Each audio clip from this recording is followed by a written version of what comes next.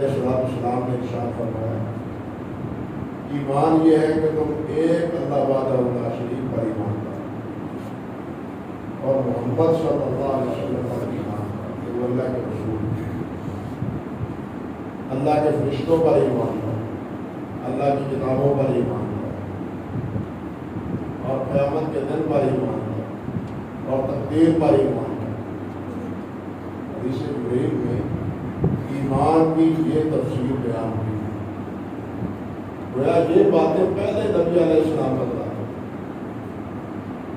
اب ذرا غور کیجیے، آپ پڑھے لکھے ساتھی پر تشریف فرما ہے، ایمان اللہ پر صحیح ہو تو انسان شرک میں نہیں گھس سکتا۔ اسی لیے اللہ جلال نے فرمایا ہے وما قدر اللہ حق قدرہ، کہ ان مشرکوں نے اللہ کے مقام کو مرتبے کو سمجھا ہی۔ جو ایمان کو سمجھتا ہے کہ اللہ پر ایمان کا کیا تقاضا ہے، اللہ پر ایمان کے کیا مطالبات ہیں، اس کا کیا مفہوم ہے، تو پھر انسان شرک کی پگڈنڈیوں میں نہیں ہو سکتا۔ اور جب انسان محمد رسول اللہ پر ایمان لاتا ہے صلی اللہ علیہ وسلم اور یہ سمجھتا ہے کہ محمد رسول اللہ صلی اللہ علیہ وسلم پر ایمان کا تقاضا کیا ہے، تو پھر وہ بدعات کا مرتکب نہیں ہوتا، پھر وہ بدعات کا مرتکب نہیں ہوتا۔ یہ بڑا اختصار کر رہا ہوں۔ اور اگر کوئی فرشتوں پر ایمان نہیں لاتا تو وہ گویا اللہ کی کتابوں پر بھی ایمان نہیں لاتا اور اپنے محاسبے سے بھی بے خوف ہو جاتا۔ اور جو قیامت پر ایمان نہیں لاتا وہ بالکل بے خوف بے پرواہ شکر بے مہار بن جاتا ہے، خواہش بس پرست بن جاتا ہے، خدا پرست رہتا ہی۔ اور جو تقدیر پر ایمان نہیں لاتا وہ حقیقت اللہ رب العزت کی قدرت کاملہ کو تسلیم ہی نہیں کرتا۔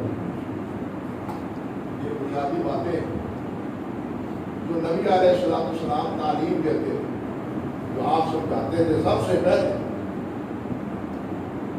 آپ جانتے ہیں کہ 9 ہجری میں جب نبی علیہ السلام نے پورے عرب ہی نہیں بلکہ عجم کے بڑے بڑے جو امراء تھے، قیصر و کسریٰ تھے، ان کو بھی جو ایمان کی دعوت دی اور خطوط لکھے، اور میں کیا تھا، ایمان ہی کی دعوت، اسلام ہی کی دعوت کہ ایمان لے جاؤ۔ نبی علیہ السلام جب بھی کسی صحابی کو کسی علاقے کی طرف بھیجتے دعوت کے لیے تو سب سے پہلے کیا پیغام دیتے، انہیں کہنا کہ اللہ پر ایمان، اللہ کے رسول پر ایمان۔ جب وہ اللہ کے رسول کو مان لے پھر ان کو 5 نمازوں کی ترکیب دے۔ یہ ترتیب یعنی نبی علیہ السلام سب سے جاتے ہی نہیں کہہ دیتے قرآن پڑھنا شروع کر دو، بلکہ سب سے پہلے کیا کہتے تھے، ایمان لاؤ۔ جو ایمان کے بغیر بات سمجھ لیں، جو ایمان کے بغیر قرآن سمجھتا ہے وہ ہمیشہ الحاد کا شکار ہوتا ہے۔ تفصیل کی گنجائش نہیں میرے پاس۔ جو ایمان کے بغیر قرآن کو سمجھنے کی کوشش کرتا ہے وہ ہمیشہ الحاد کا شکار ہوتا ہے، تجدد کا شکار ہوتا ہے، توہمات کا شکار ہوتا ہے۔ اگر ایمان پختہ ہے تو پھر ایمان قرآن رہنمائی کرتا ہے، اگر ایمان پختہ نہیں ہے تو پھر ذل بہ کثیر و یاد بہ کثیرہ کا مصداق بنتا ہے۔ یہ ساری بنیاد کس چیز پر قائم ہے، ایمان پر قائم، ایمان پر قائم۔ اس لیے سب سے پہلے ہم اپنے ایمان کی حفاظت فرمائیں، اور ایمان میں اللہ وحدہ لا شریک کی وحدانیت، اور دوسری اللہ کے پیارے پیغمبر حضرت محمد رسول اللہ صلی اللہ علیہ وسلم کی رسالت، اور آپ کی روایات، آپ کی احادیث مبارکہ، آپ کے ارشادات، آپ کے فرامین، ان کی قدر و منزلت وہ وہی سمجھتا ہے جو اللہ کے رسول کی قدر و منزلت کو سمجھتا ہے۔ پہلی بات یہ جو اللہ کے رسول کی قدر و منزلت نہیں سمجھتا وہ حقیقتاً اللہ کے رسول کا اطاعت گزار اور فرم بردار ہی نہیں بنتا. اطاعت گزاری اور فرم برداری ہوتی ہے اللہ کے رسول کے مقام اور مرتبے کو سمجھنے میں. امام غزالی رحمۃ اللہ علیہ نے کہا ہے، جس طرح کہ علامہ صوفی رحمۃ اللہ علیہ نے تمہید شافیہ میں ذکر کیا، وہ فرماتے ہیں کہ حضرت محمد رسول اللہ صلی اللہ علیہ وسلم کے مقام اور مرتبے کو سمجھنے والے صرف اللہ وحدہ لا شریک، جنہوں نے ان کو نبی بنایا ہے، جس ہستی نے ان کو نبی بنایا ہے، وہ سمجھتے ہیں کہ میرے نبی کا مقام اور مرتبہ کیا ہے. اور امت میں اگر کسی نے سمجھا ہے تو وہ ابو بکر صدیق. اگر امت میں کسی نے نبی علیہ السلام کا مقام اور مرتبہ سمجھا ہے تو وہ کون ہے؟ حضرت ابو بکر صدیق ہیں رضی اللہ تعالیٰ عنہ، جنہوں نے نبی علیہ السلام کی زبان مبارک سے صدیقیت کا لقب پایا ہے. اللہ اکبر کبیر. اور رسول اللہ صلی اللہ علیہ وسلم کے مقام اور مرتبے سے آپ یوں سمجھیے کہ آپ ہی بنیاد ہے کس چیز کی؟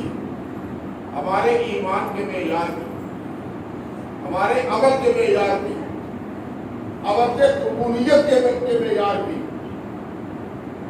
سب سے بڑی میزان نبی علیہ السلام کی ذات گرامی.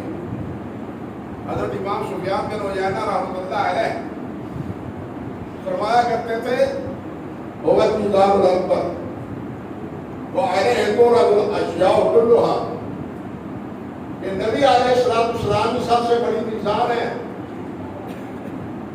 سب سے بڑی میزان اللہ کے رسول ہے صلی اللہ علیہ وسلم. جو عمل جو عقیدہ آپ کے فرمان اور آپ کے عمل کے مطابق ہے وہ مقبول ہے، وہ درست ہے، اور جو آپ کے مطابق نہیں ہے وہ غلط ہے. وہ اس میزان میں پورا نہیں اترا. اس لیے ہمیں اس بات کی فکر کرنی چاہیے. ایسے کو اللہ جلال نے یہ نہیں فرما دیا کہ میرے رسول کی اطاعت میں یطیع الرسول فقط اطاع اللہ، کہ میرے رسول کی اطاعت رسول کی نہیں میری اطاعت. یعنی اپنے رسول کی اطاعت کو اپنی اطاعت اللہ رب العزت نے فرمایا ہے، اور اپنے رسول کی نافرمانی کو اپنی نافرمانی قرار دی ہے. اس سے سمجھ سکتے ہیں کہ اللہ کے رسول صلی اللہ علیہ وسلم کا مقام کیا ہے. یہ لوگ کیا جانے جو کہتے ہیں حدیث حجت نہیں ہے، صرف قرآن کافی ہے. انہیں کیا معلوم کہ قرآن میں حضرت محمد رسول اللہ کا مقام کیا بیان فرمایا ہے. جس ہستی نے قرآن مجید نازل کیا ہے اس ہستی کے نزدیک نبی علیہ السلام کا درجہ اور مرتبہ کیا ہے. اور حضرات صحابہ کرام میں بالخصوص حضرت ابو بکر صدیق رضی اللہ تعالیٰ عنہ وہ نبی علیہ السلام کا مقام اور مرتبہ کیا سمجھتے تھے. میں ایک بات بتاتا ہوں، باتوں میں بہت ساری ہے. صلح حدیبیہ کے موقع پر تاریخ کا ادنا طالب علم جانتے ہیں اس بدر کے مقام پر نبی علیہ السلام نے صحابہ سے مشورہ کی ہے. اللہ نے فرمایا وشاورہم فی الامر، ان کے ساتھ مشورہ کرے. اللہ نے حکم دیا ہے. اللہ نے فرمایا وامرہم شورا بینہم، کہ ان کے معاملات مشورے سے ہوتے ہیں. بدر کے مقام پر نبی علیہ السلام نے مشورہ کیا، صحابہ کرام نے مشورہ دیا، لیکن حدیبیہ کے مقام پر مشورہ کیا.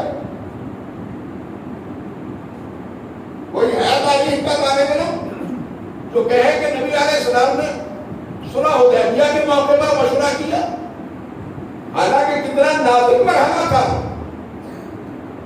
کتنا 7 دن کا سفر کر کے آئے ہیں، اونٹ ساتھ ہوئے ہیں قربانی کے لیے، احرام باندھا ہوا ہے، مکے والوں نے راستہ روکا ہے، آگے نہیں بڑھنے دیتے، حد حرم پر روک رکھا ہے، آگے بڑھنے نہیں دیتے.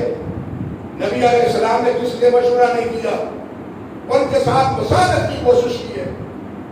مسالک میں جو شرطیں طے کی ہیں حضرت عمر فاروق کو شرطوں پر معترض ہوئے ہیں، ان پر معترض ہوئے ہیں حضرت عمر فاروق رضی اللہ تعالیٰ عنہ، نبی علیہ السلام سے رجوع کرتے ہیں کہ حضور اس سے بڑی ذلت اور پستی اور کیا ہوگی جس شرطوں کے بعد